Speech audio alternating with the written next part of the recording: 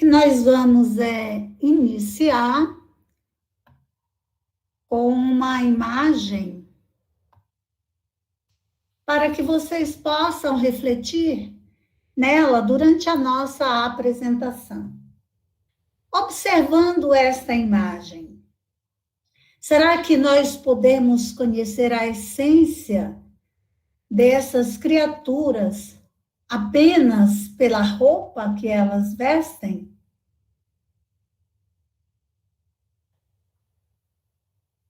Muito bem, nós estamos estudando durante todo esse mês o Livro dos Espíritos, na segunda parte. Do Mundo dos Espíritos. E no capítulo 7, da volta do espírito à vida corporal. Ou seja, estávamos nós na pátria espiritual e em cumprimento a uma lei do Criador, que é os vários processos e período que nós precisamos viver na carne, né? Ele nos impõe esse retorno à carne para a busca do nosso aperfeiçoamento. Então, agora nós estamos voltando ao corpo para aprender, para progredir. Nós iniciamos o estudo desse capítulo com o prelúdio da volta, que foi trazido, muitas informações foram trazidas pela Cordélia, onde ela nos esclareceu tudo sobre o prelúdio, sobre a ansiedade, sobre as incertezas, sobre a angústia, quando os espíritos se preparam para o nascimento, né? De novo. A Andréa nos trouxe a união da alma e do corpo, o aborto, falando de todo aquele processo, quando o espírito se aproxima do corpo que está sendo formado, onde ele vai viver, todas as sensações, todas as relações com aqueles que vão recebê-lo, todas as consequências pela forma como ele é recebido. E semana passada, o Márcio nos trouxe algumas informações sobre as faculdades, né, morais e intelectuais dos espíritos, dos homens encarnados, né? E aí, hoje, então, nós vamos trabalhar, já temos um corpo, nascemos e ganhamos um corpo para que a gente possa atuar, para que a gente possa trabalhar, para que a gente possa construir progresso aqui neste planeta. Então, já temos o nosso corpo e nós vamos, então, verificar os aspectos trazidos por Allan Kardec, lá a partir da questão 367, onde ele analisa a influência do organismo para a atuação do espírito encarnado. E ele começa perguntando se, unindo-se ao corpo, o espírito identifica-se com a matéria, né? Então, ele quer saber que o espírito tem uma natureza, a matéria tem outra natureza, mas ao encarnar, o espírito, ele se identifica com essa matéria? Os espíritos nos esclarecem que o corpo físico é material e perecível. É o revestimento temporário do espírito. É a roupa que o espírito vai usar enquanto estiver encarnado.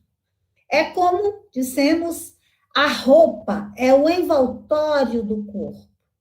Sua morte restitui a liberdade ao espírito. Então, aqui fica caracterizado que esse corpo será só utilizado pelo espírito durante o tempo em que ele estiver aqui no corpo de carne. Então, quando o espírito une-se ao corpo, ele não se identifica com a matéria.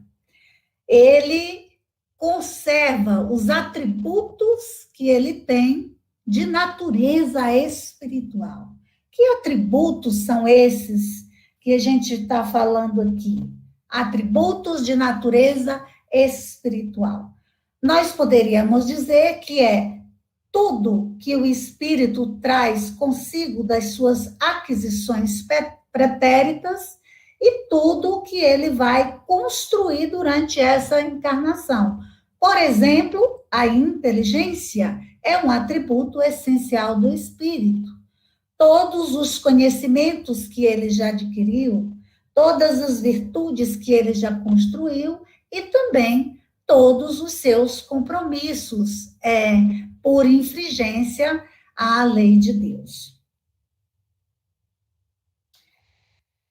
Allan Kardec prossegue, insistindo para saber um pouco mais sobre o espírito atuando sobre a matéria. Ele, na questão seguinte, nos pergunta aos espíritos: após sua união com o corpo, exerce o espírito com liberdade plena suas faculdades? Nós já vimos que o espírito é de uma natureza, a matéria é de outra, e que ele não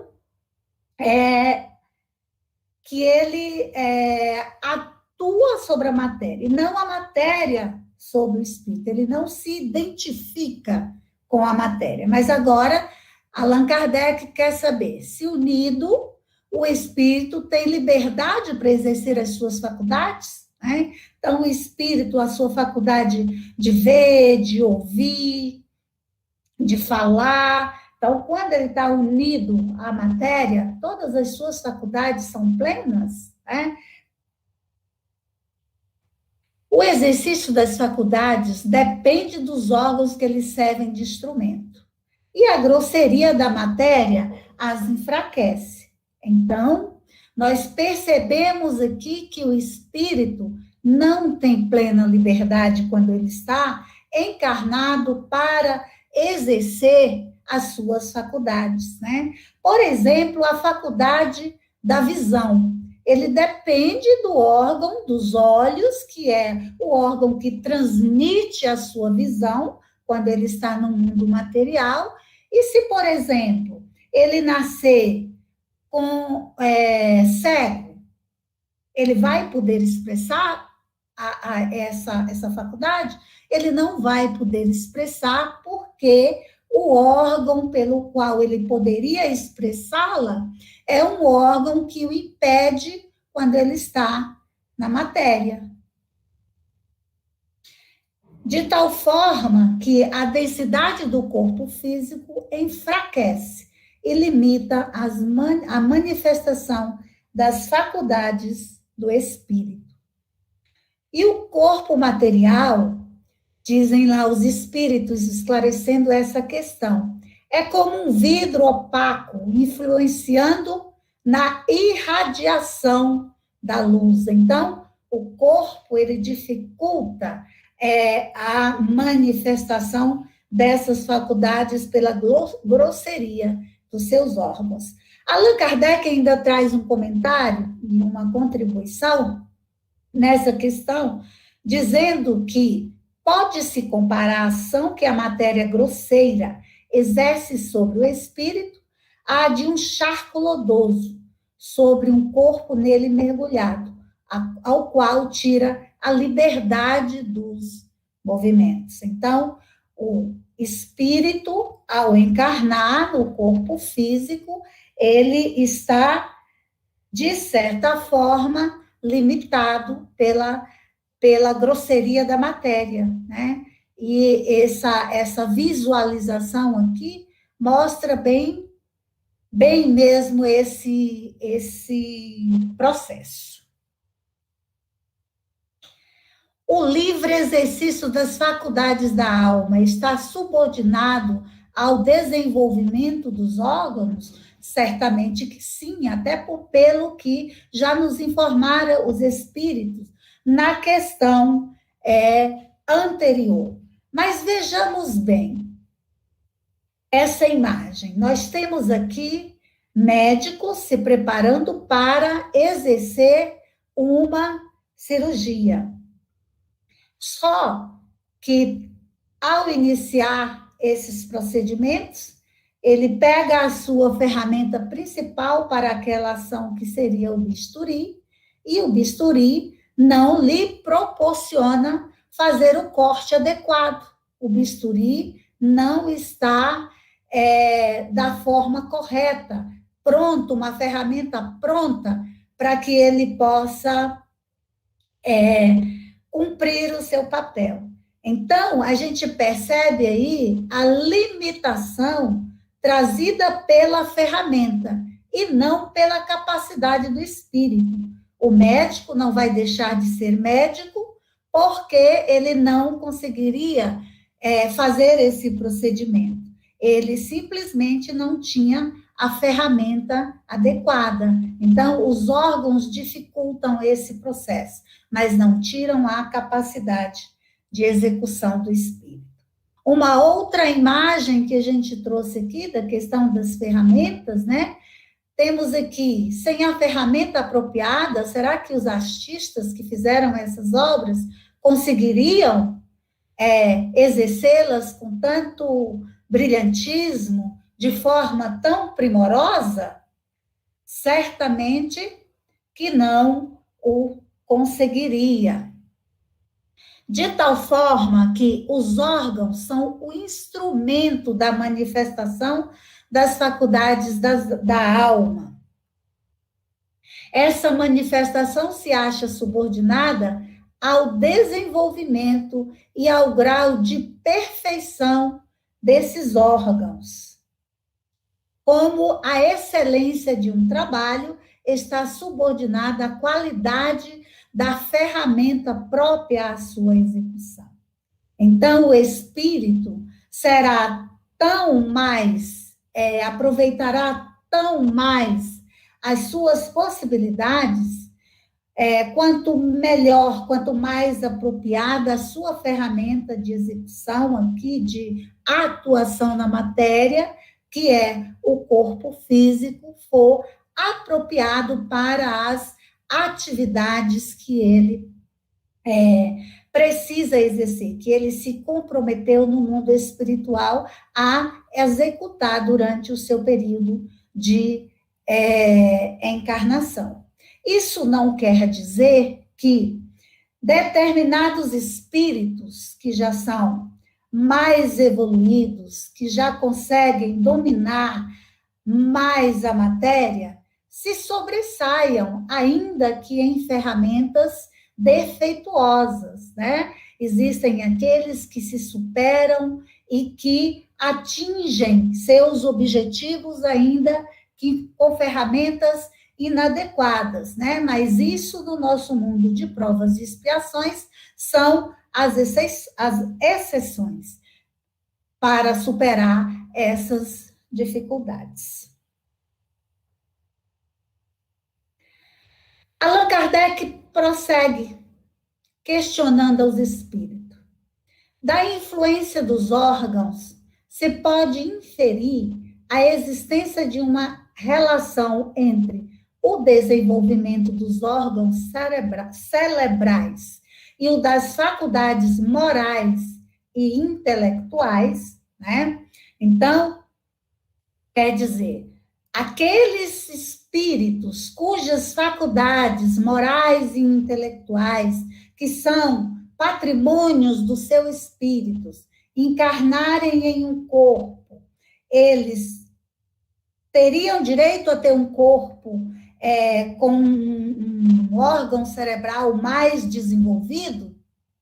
É isso que Allan Kardec está dizendo. Então, ele teria um corpo mais desenvolvido, influenciado por essas faculdades do espírito.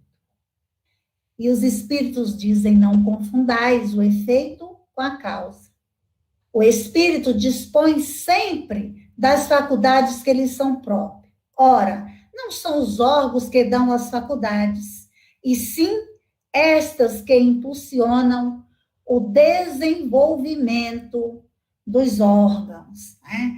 Já imaginaram se isso fosse verdade, né? a gente poderia, Allan Kardec traz um comentário aqui no final dessa parte do estudo, né? Onde ele fala que, ao encarnar, o espírito traz certas predisposições, conforme nós já falamos, admitindo-se para cada uma delas um órgão correspondente no cérebro. O desenvolvimento desse órgão será efeito e não causa. Se as faculdades tivessem seu princípio nos órgãos, os homens seriam máquinas, sem livre-arbítrio e sem responsabilidade dos seus atos. Então, nós sabemos, pelo ensino dos espíritos, que nós temos o nosso livre-arbítrio para nós agirmos, mas também nós sofremos a consequência da atuação desse livre-arbítrio. E Allan Kardec ainda traz uma comparação, né? Ele fala que, se assim fosse, né? Por exemplo, qualquer um sem qualificação moral nenhuma poderia ganhar um corpo saudável, um corpo sem mazela, com órgãos muito bem desenvolvidos, e tornar-se um Santo Agostinho, sem virtudes nenhuma, e poderia tornar-se um Santo Agostinho, um espírito cheio de virtude, um espírito trabalhador, divulgado no Livro dos Espíritos, e que muito nos ensina no Livro dos Espíritos, e nos ensina também com as suas mensagens do Evangelho segundo o Espiritismo, né?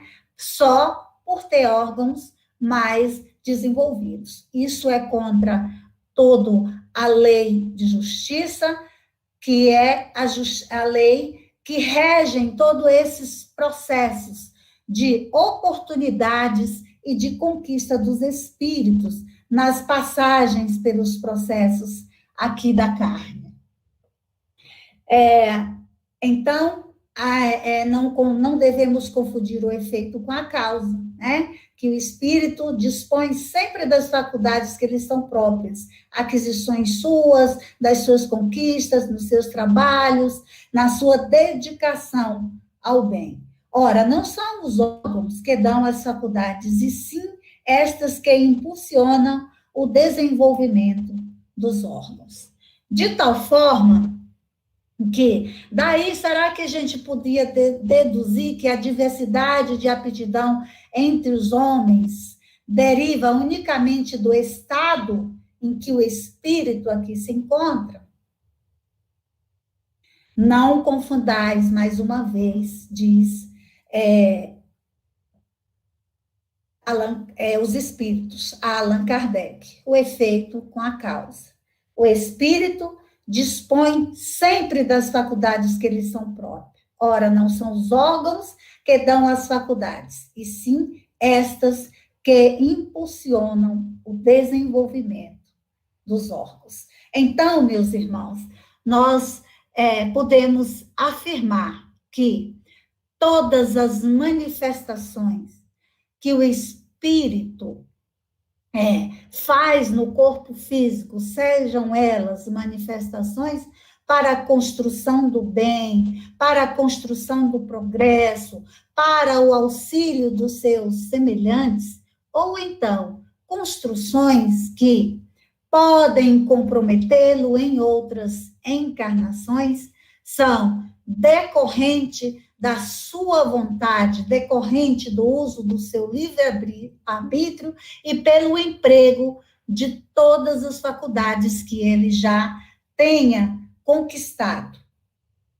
E assim é que nós fomos buscar aqui no Evangelho um fechamento para esses nossos estudos, que nos diz que, sendo o corpo o nosso instrumento para essa manifestação, para a aquisição e para a construção do progresso dos nossos espíritos, nós não devemos castigar o corpo pelas faltas que o vosso livre-arbítrio induziu a cometer e pelas quais ele é tão responsável quanto. Amai, pois, a vossa alma, porém, cuidai também do vosso corpo, instrumento da alma. Então, o espírito é o que sobrevive, o espírito é que detém as qualidades, o espírito é que segue com as suas aquisições, mas o corpo é instrumento indispensável para estas conquistas. Que a paz do Mestre Jesus continue em nossos corações hoje e sempre.